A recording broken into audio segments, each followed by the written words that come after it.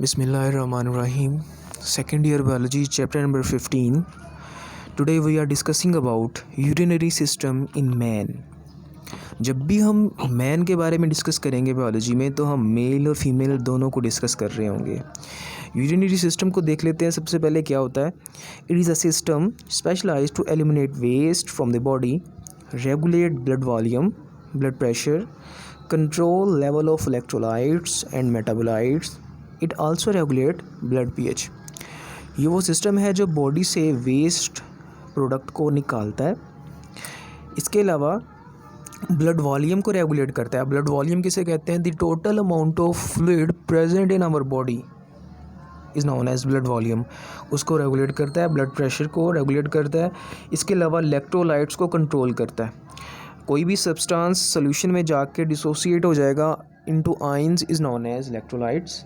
इसके अलावा मेटाबोलाइट्स में मेटाबॉलिज्म करवाने के लिए जो चीज़ें नेसेसरी होती हैं उसको मेटाबोलाइट्स कहते हैं, और उसके नतीजे में जो प्रोडक्ट आ रहा होता है उसको भी हम मेटाबोलाइट्स कहते हैं। इसके अलावा kidney and associated structure form urinary system. Kidney और उसके साथ जितनी भी चीज़ें अटैच्ड होती हैं, मिल के काम कर रही होती हैं for the elimination of waste product, उसको हम यूरिनरी सिस्टम कंसिडर करते हैं। अगली चीज़ हम देख लेते हैं सबसे पहले किडनी को। तो किडनी की लोकेशन को देखेंगे। A pair of kidney are located against the dorsal abdominal wall. दो किडनीज मौजूद होती हैं और कहाँ पे प्रेजेंट होती हैं?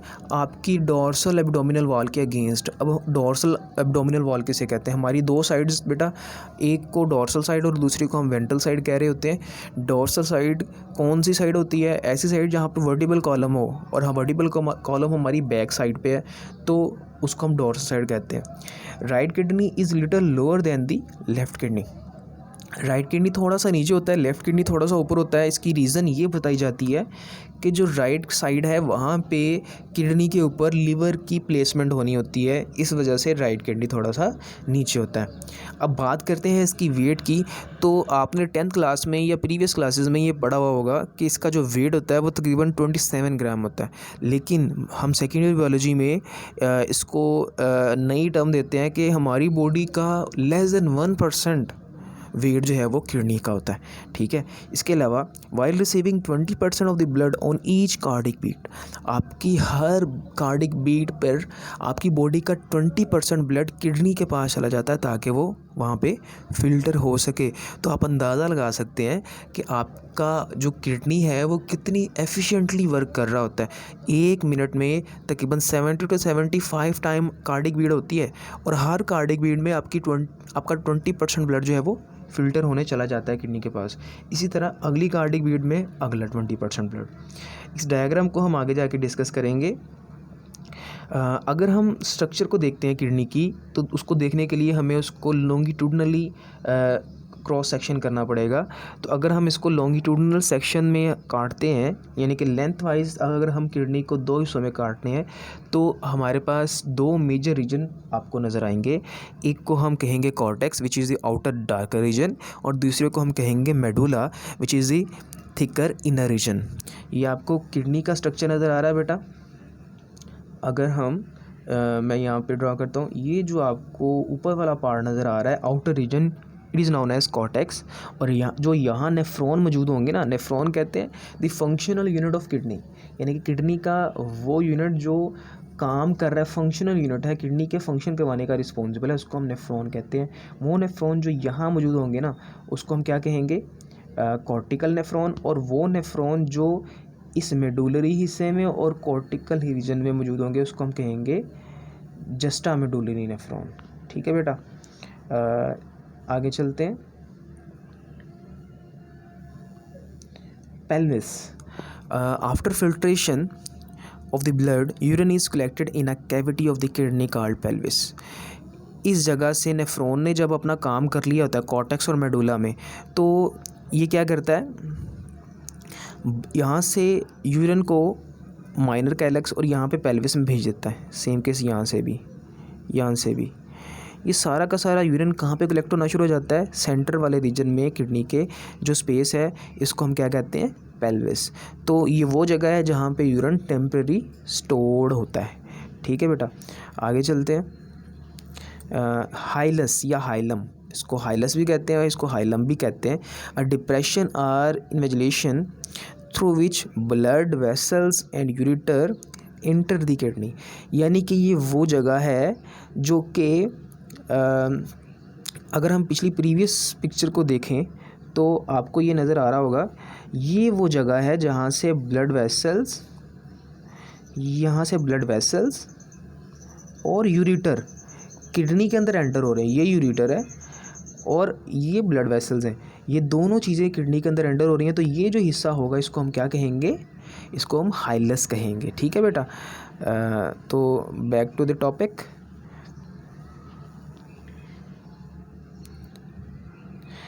इसके बाद हम एक और चीज़ यहाँ पे मैं आपको बता दूँ कि हाइलस उस एरिया को कहेंगे जो यूरेटर और किडनी को, पेल्विस को अलग करने वाला है। यानी कि ये है पेल्विस, ठीक है, और ये है यूरेटर। तो इन दोनों को सेपरेट करने वाला ये एरिया जो है इसको हम क्या कहेंगे, हाइलम। नेक्स्ट हम चलते हैं तो उसको देखते हैं, यूरेटर किसे कहते हैं। It urine leaves the kidney through a duct called ureter. ये आपको दो नालियाँ नज़र आ रही हैं बेटा, यहाँ पे यूरेटर लिखा हुआ है, ये दोनों क्या है, यूरेटर हैं। तो एक पेयर ऑफ किडनी होते हैं और एक पेयर यूरेटर के भी मौजूद होते हैं जो कि किडनी से यूरिन को आगे लेके चलते हैं। Urinary bladder, the ureter drain into a pouch like structure through urethral orifice called urinary bladder. यानी कि ये जो यूरेटर हैं ये कहाँ पे जाके खुल रहे हैं, ये एक पाउच में खुल रहे हैं, एक सैक में खुल रहे हैं जिसको हम यूरिनरी ब्लैडर कहते हैं। और किसके ज़रिए, यूरिथ्रल ऑरिफिस के ज़रिए। यूरिथ्रल ऑरिफिस ये वो सुराग हैं जो कि आगे जाके यूरिनरी ब्लैडर में जाके खुल रहे होते हैं। उसके बाद हम डिस्कस करते हैं urethra. Urine leaves the body from the bladder. ये जो ब्लैडर है यहाँ से यूरिन लीव करता है, इस ब्लैडर में से यूरिन क्या करता है, लीव करता है। किसके ज़रिए, यूरिथ्रा के ज़रिए। ठीक है बेटा, इसके बाद it empties near the vagina in females and penis in male. Female के केस में ये कहाँ पे खुलता है, वजाइना, और मेल के केस में ये पेनस। इसके बाद अगली चीज़ जो यहाँ पे डिस्कस करने वाली है वो ये है कि यहाँ पे कुछ स्फिंक्टर मसल भी मौजूद होते हैं। ये स्फिंक्टर मसल्स क्या करते हैं, ये यूरिन को कंट्रोल करते हैं। यूरिन रिलीज़ होगा, यूरिनेशन का प्रोसेस होगा या नहीं होगा, ये डिपेंड करता है स्फिंक्टर मसल्स पे। अब sphincter muscles near the junction of the urethra and bladder control urine in the bladder.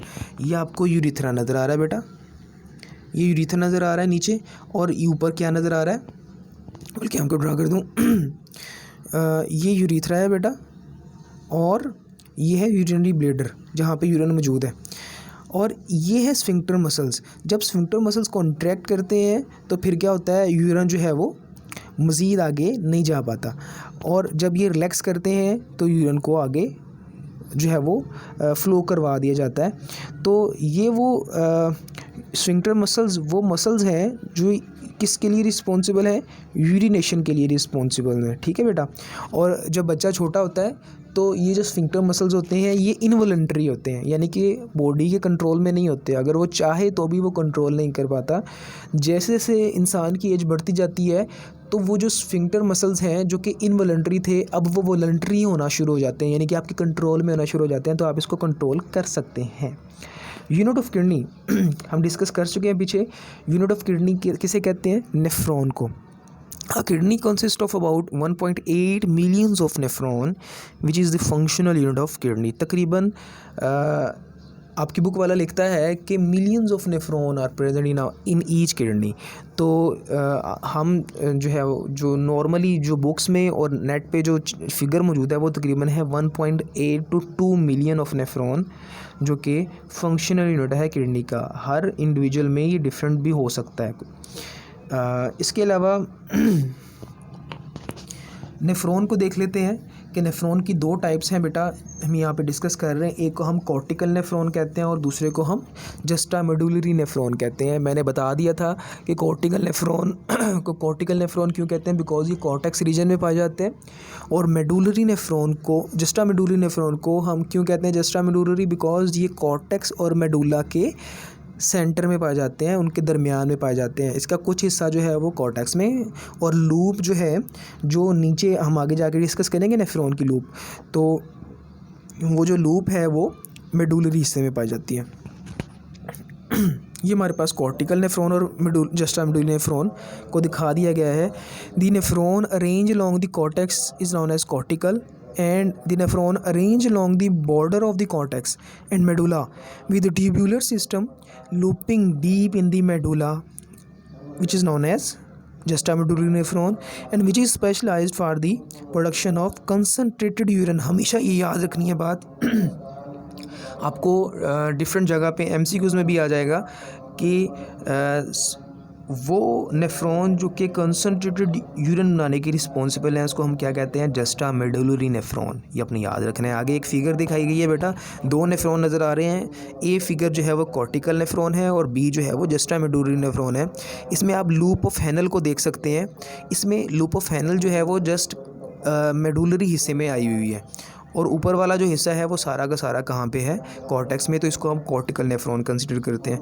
अगली फिगर जो है जिसमें हम जस्टामेडुलरी नेफ्रॉन कह रहे हैं, इसमें इसका कुछ हिस्सा जो है वुमेन कैप्सूल और प्रॉक्सिमल और डिस्टल कन्वोल्यूटेड ट्यूब वाला जो हिस्सा है वो कॉर्टेक्स रीजन में है, जबकि बाकी का जो हिस्सा है वो सारा का सारा जो loop deep into the medullary part, उसको हम लूप ऑफ हैनल कहते हैं। ये सारा जो है वो नेफ्रॉन हम जस्टामेडुलरी नेफ्रॉन कंसिडर करते हैं। नेक्स्ट है स्ट्रक्चर ऑफ नेफ्रॉन। आपको स्ट्रक्चर ऑफ नेफ्रॉन के बारे में पढ़ते हैं। The inner cup shape swollen portion is known as वुमेन कैप्सूल। ये आपको एक पोर्शन नज़र आ रहा है बेटा, ये कप शेप पोर्शन नज़र आ रहा है, इसको हम कहते हैं, इसको हम वुमेन कैप्सूल कहते हैं, ठीक है। And Bowman capsule encloses a ball of capillaries called glomerulus. अब इसके अंदर ये जो रेड कलर की कैपिलरीज नज़र आ रही हैं इस कैप्सूल के अंदर, इसको हम क्या कहते हैं, glomerulus. Then blood enter the capsule through afferent arterioles and leaves the capsule through efferent arterioles। अच्छा, सबसे बड़ी जो हमारे पास ब्लड वेसल होती है ना, जो ऑक्सीजनेटेड ब्लड को बॉडी की तरफ लेके आती है, उसको हम कहते हैं अयोटा। अयोटा डिवाइड होती है इनटू आर्टरीज, आर्टरीज डिवाइड होती हैं इनटू आर्ट्रियोल्स, और आर्ट्रियोल्स अगेन डिवाइड होती हैं इनटू कैपिलरीज। कैपिलरीज ज्वाइन करती हैं तो बनाती हैं वेन्यूल्स, वेन्यूल्स अगेन रीज्वाइन करती हैं तो वो बनाती हैं वेन्स, ठीक है। इसके अलावा वेन्स दोबारा क्या करती हैं, डिवाइड होती हैं, और वो दोबारा से क्या करती हैं, आगे जाके कैपिलरीज बनाती हैं, और कैपिलरीज दोबारा से, ये सिस्टम जो है वो चलता रहता है। अब वो कह रहा है कि the women capsule encloses a ball of capillaries called glomerulus and blood enter the capsule through afferent arterioles। अब आर्टरीज डिवाइड होकर जब आर्टरील्स बना रही थी, तो वो कहता है कि ये इंटर हो रही है इस कैप्सूल के अंदर, इसलिए हम इसको अफेरेंट आर्टरील्स कह रहे हैं। और जहाँ से ये निकल रही है, यानी कि ये अफेरेंट आर्टरील्स एंटर हो रही हैं और यहाँ से ये निकल रही हैं ऊपर, ये यहाँ पे ये लिखना भूल गया हूँ, तो इसको हम इफेरेंट आर्टरी कहते हैं। यानी कि जहाँ से ब्लड वेसल एंटर हो रही है उसको अफेरेंट, और जहाँ से लीव कर रही हैं वुमेन कैप्सूल से, उसको हम इफेरेंट आर्टरीज कहते हैं। The blood vessels again subdivides into network of capillaries which intermingling with proximal and distal tube of nephron which is known as peritubular capillaries। अब ये जो ब्लड वेसल्स हैं ये अगेन क्या करती हैं, ये डिवाइड होती हैं, डिवाइड होने के बाद ये पूरी प्रॉक्सिमल और डिस्टल कन्वोल्यूटेड ट्यूब को कवर कर लेती हैं। इसके अलावा लूप ऑफ हैनल को कवर कर लेती हैं, इसको हम पेरिट्यूबुलर कैपिलरीज कहते हैं। यानी कि ये जो जितनी भी कैपिलरीज आपको नज़र आ रही हैं ये सारी की सारी क्या कहलाती हैं, ये रेड कलर की पेरिट्यूबुलर कैपिलरीज कहलाती हैं, ठीक है बेटा। इसके अलावा वैसा रेक्टा। In juxtamedullary nephron, additional capillaries extend down to form a loop of vessels which is involved in the production of concentrated urine. पिछली फिगर में अगर हम देखें, ये जो लूप ऑफ हेनल को ब्लड वेसल्स ने कवर किया हुआ है, इसको हम क्या कहते हैं?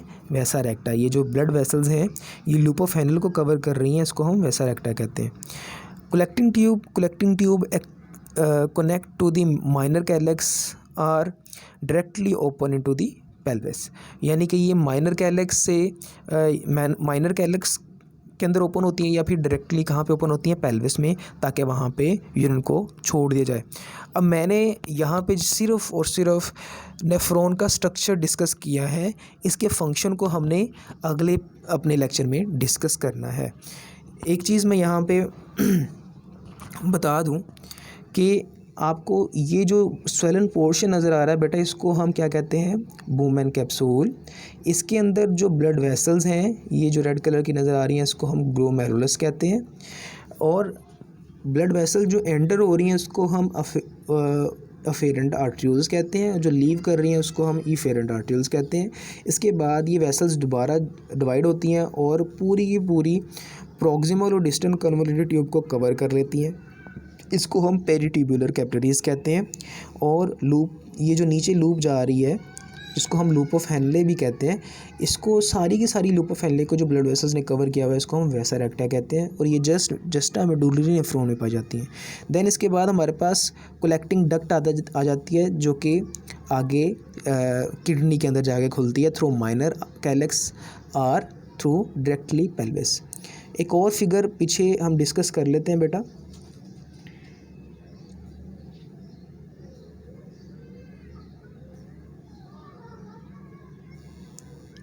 इसमें आपको किडनी का स्ट्रक्चर नज़र आ रहा है। सबसे पहले ऊपर कॉर्टेक्स है, आउटर रीजन, इनर मेडुला, और ये जो आपको पैरामिड नज़र आ रहे हैं इसको हम रीनल पैरामिड्स कहते हैं। ठीक है, इसको पैरामिड्स आपने एहराम मिस्र देखे हुए होंगे, वो ट्राइंगुलर इन शेप होते हैं। तो सेम केस हमने इसका नाम पैरामिड रखा है। रीनल पैरामिड इसलिए कहा बिकॉज ये किडनी के अंदर होते हैं। तो जहाँ पे भी रीनल का वर्ड यूज़ होगा तो आपने अपने माइंड में रखना है कि यहाँ पे किडनी के बारे में बात हो रही है। यहाँ पे दो तरह के कैलेक्स हैं, दो तरह के रास्ते हैं जिसको हम मेजर और माइनर कैलेक्स भी कहते हैं।